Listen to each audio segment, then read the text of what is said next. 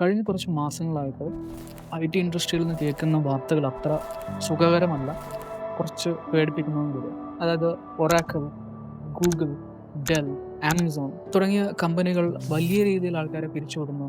AI വന്നതുകൊണ്ട് നമുക്കിനി പണിയില്ല എന്ന തരത്തിലുള്ള വാർത്തകളാണ് വന്നുകൊണ്ടിരിക്കുന്നത്. പക്ഷേ ഈ കഥയിൽ വരാനിരിക്കുന്ന ഒരു വലിയ ട്വിസ്റ്റ് ആരും പറയുന്നില്ല. പല കമ്പനികളും AI വെച്ച് റീപ്ലേസ് ചെയ്യാൻ നോക്കിയ എംപ്ലോയീസിനെ തിരിച്ചു വിളിച്ചുകൊണ്ടിരിക്കുകയാണ്. റീഹയറിംഗ് വല്ലാത്ത രീതിയിൽ നടന്നുകൊണ്ടിരിക്കുന്നു. എന്താണ് ശരിക്കും IT ഇൻഡസ്ട്രിയിൽ സംഭവിച്ചുകൊണ്ടിരിക്കുന്നത്? നമ്മൾ പേടിക്കണോ അതോ ഇതൊരു അവസരമാണോ? നമുക്ക് നോക്കാം.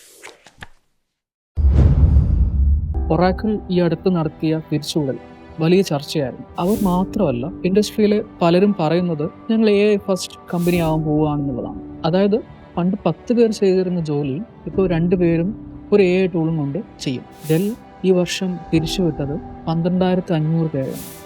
കമ്പനികളെ സംബന്ധിച്ചിടത്തോളം ഇത് ചെലവ് ചുരുക്കാനുള്ളൊരു എളുപ്പ വഴിയാണ്. അവിടെയാണ് വലിയൊരു ട്വിസ്റ്റ് തുടങ്ങുന്നത്. ഇനി നമുക്ക് കുറച്ച് പുറകിലോട്ട് പോകാം. 80s കേരളത്തിൽ കമ്പ്യൂട്ടർ വന്നപ്പോൾ ഉണ്ടായിരുന്ന പുകയിലോർമ്മയുണ്ട്. കമ്പ്യൂട്ടർ വന്നാൽ പണി പോകും എന്നും പറഞ്ഞ് ബാങ്ക് ജീവനക്കാരും സർക്കാർ ജീവനക്കാരൊക്കെ തെരുവിലിറങ്ങി സമരം ചെയ്തു. ടൈപ്പ് റൈറ്റർ മാറ്റി കമ്പ്യൂട്ടർ വെച്ചപ്പോഴുണ്ടായ അതേ പേടി തന്നെയാണ് ഇപ്പോൾ AI വന്നപ്പോഴും ഉണ്ടായിരിക്കുന്നത്. പക്ഷേ ഇന്ന് കമ്പ്യൂട്ടർ ഇല്ലാണ്ട് നമുക്കൊരു ദിവസം മുന്നോട്ട് കൊണ്ടുപോകാൻ പറ്റില്ല. പണ്ട് കുതിരവണ്ടികൾ മാത്രം ഉണ്ടായിരുന്നൊരു സമയത്ത് കാറുകൾ വന്നപ്പോഴും ഇതേ രീതിയിലുള്ള പ്രൊട്ടസ്റ്റുകൾ ഉണ്ടായിട്ടുണ്ട്. കാറുകൾ വന്നാൽ കുതിരവണ്ടിക്കാർ പട്ടിണിയിലാവുമെന്ന് പറഞ്ഞ സമരം നടന്നിട്ടുണ്ട്. അതുപോലെ തന്നെ യൂബർ വന്നപ്പോൾ ടാക്സി ഡ്രൈവേഴ്സ് എതിർത്തിട്ടുണ്ട്. പക്ഷെ നമ്മൾ ഇന്ന് കാണുന്നത് എന്താണ്? ഈ സാങ്കേതിക വിദ്യകളൊക്കെ ലക്ഷക്കണക്കിന് പുതിയ ജോലികൾ ഉണ്ടാക്കി തരുകയാണ് ചെയ്തത്.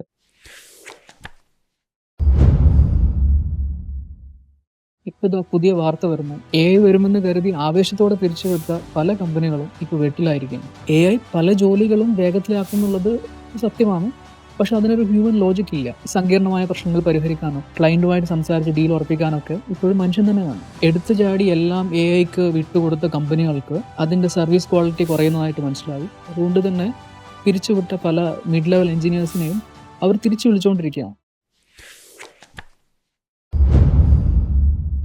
കോളേജ് കഴിഞ്ഞിറങ്ങുന്നവർക്ക് വലിയ ടെൻഷനാണ്. പക്ഷെ സത്യം പറയട്ടെ, നിങ്ങൾക്കിതൊരു ഗോൾഡൻ ഓപ്പർച്യൂണിറ്റിയാണ്. കാരണം പഴയ രീതിയിലുള്ള ജോബുകളൊന്നും ഇനി ഉണ്ടാവില്ല. എല്ലാം AI ഇൻറ്റഗ്രേറ്റഡ് ആയിട്ടുള്ള ജോബുകളായിട്ട് മാറും. അപ്പോൾ ഫ്രഷേഴ്സ് എന്ത് ചെയ്യണം? പഴയകാല സമരങ്ങൾ നമുക്ക് തരുന്ന ഒരു പാഠമുണ്ട്. സാങ്കേതികവിദ്യയെ എതിർക്കരുത്, അതിനെ കൂടെ കൂട്ടുക. ടെക്നോളജി മാറുമ്പോൾ നമ്മുടെ രീതികളും മാറും. അത്രയേ ഉള്ളൂ. ഈ മാറ്റത്തെ പേടിക്കാതെ എങ്ങനെ അതിനെ ഉപയോഗപ്പെടുത്താമെന്ന് ചിന്തിക്കും. AIനെ ശത്രുവായി കാണാതെ ഒരു സഹായിയായി കാണുക. ജെമിനായി, ക്ലോഡ് തുടങ്ങിയവയൊക്കെ ഉപയോഗിച്ച് എങ്ങനെ സ്പീഡിൽ ജോലികൾ തീർക്കാൻ പറ്റും എന്നുള്ളത് പഠിക്കുക. വെറും കോഡിങ് പഠിച്ചാൽ മാത്രം പോരാ, പ്രോബ്ലം സോൾവിങ്ങും ക്രിട്ടിക്കൽ തിങ്കിങ്ങും ഒക്കെയാണ് ഇനി പ്രധാനം. എങ്ങനെ കോഡ് ചെയ്യണം എന്നതിലുപരി എന്ത് കോഡ് ചെയ്യണം എന്നുള്ളത് നമ്മൾ ചിന്തിച്ചു തുടങ്ങും. Data science, cyber security, prompt engineering തുടങ്ങിയ മേഖലകൾ ശ്രദ്ധിക്കുക. ഇവിടെ ഒന്നും പെട്ടെന്ന് AIക്ക് മനുഷ്യരെ മാറ്റാൻ പറ്റില്ല.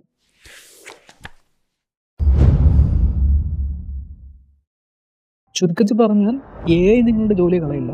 പക്ഷേ AI ഉപയോഗിക്കാൻ അറിയുന്ന ഒരു മനുഷ്യൻ നിങ്ങളുടെ ജോലി കളയാൻ ചാൻസ് ഉണ്ട്. അതുകൊണ്ട് പേടി മാറ്റിവെച്ച് സ്വയം അപ്ഡേറ്റഡ് ആവുക. ശരിക്കും കമ്പനികൾക്ക് വേണ്ടത് AI-നേക്കാളും സ്മാർട്ടായിട്ടുള്ള മനുഷ്യന്മാരെയാണ്. ഇൻഡസ്ട്രിയിൽ തിരിച്ചടികൾ ഉണ്ടാവാം, പക്ഷേ സ്കില്ലുള്ളവർക്ക് എന്നും അവസരങ്ങൾ ഉണ്ടാവും. ഈ ലേ ഓഫിനെ കുറിച്ചും AI-നെ കുറിച്ചും ഒക്കെയുള്ള നിങ്ങളുടെ അഭിപ്രായം എന്താണ്?